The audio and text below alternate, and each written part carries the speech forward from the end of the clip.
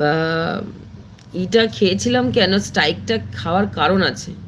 স্ট্রাইকটা হচ্ছে খেয়েছিলাম হচ্ছে ছেলে, আমি জানতাম না না কোনো সমস্যা হবে না।